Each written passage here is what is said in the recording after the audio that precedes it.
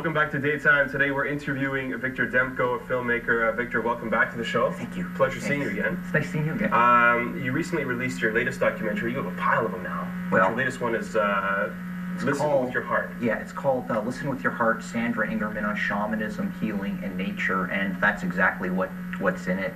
There's an explanation of shamanism. So many people are interested in that.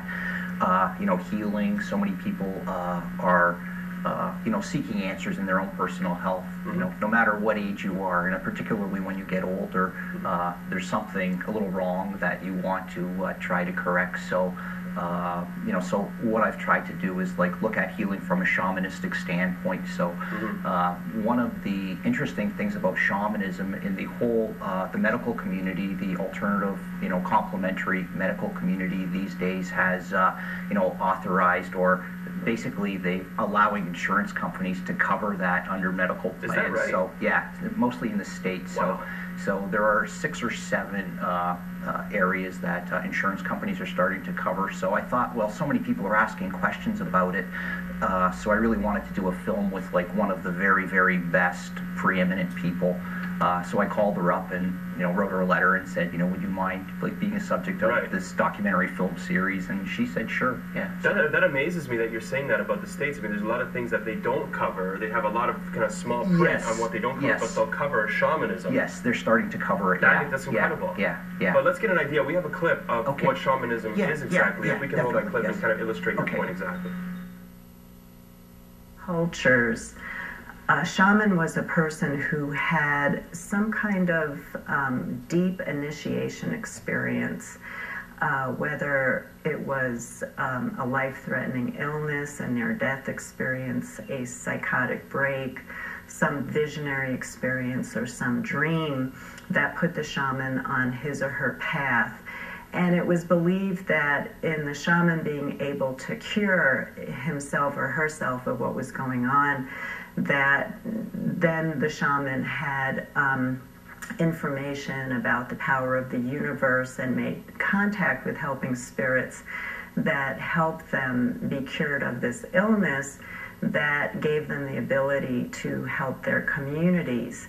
And so when you looked at an indigenous culture, you went into a community and there were typically more than one person who would be the shaman, but it was very limited on who would be called the shaman. You will never meet a true shaman who calls themselves a shaman. Your community calls yourself a shaman, but you would never want to use that name for yourself.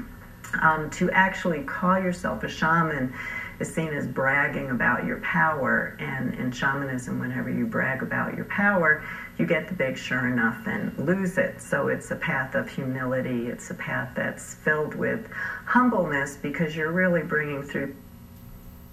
We just cut out there, but the whole message is pretty much on this DVD. Yes. Let's talk about this DVD here. Yeah. Okay. So, well, basically, I went to Santa Fe, and I went to Sandra Ingerman's home, and we spent time there. And it was quite amazing, because one of the things that impressed me, well, there was the making of the film, but Sandra's just such a warm, engaging individual that it was just so beautiful spending time with such a beautiful personality.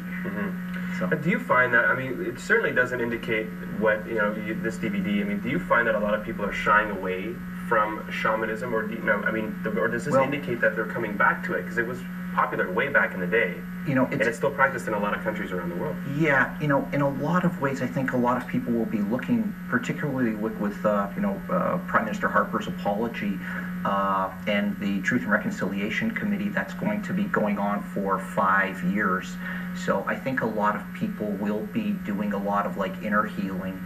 Sandra's very famous for being one of the first people to document soul retrieval, which means that as parts of ourselves are psychically injured, there's a psychic part of ourself that disconnects from ourselves, and then we have difficulties in life. So we may take up alcohol or drugs, or we just may self-sabotage ourselves for success in our relationships, or if you're a guy in business or something like that. So sort of mending those fragmented selves of ourselves is one of the things, is one of her main specialties. So Where do you recommend people see this documentary, this latest one that you have? They can go to the website, www.thecenterforhealingarts.com, and they can order the DVD. It's $24, and they'll get it in the mail. We haven't even talked about... They can also get it on Amazon.com as well. Oh, perfect. So it's all over the place there. We haven't even talked about the Healing Arts Center. I wanted to talk to you about that, but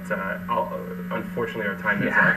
But good luck with your documentary. Hey, I know it's one of several that you already have under your belt, and I wish you all the best of luck. Yeah, thank you very much. More Daytime coming up after this. We're cooking with Tino Fazio.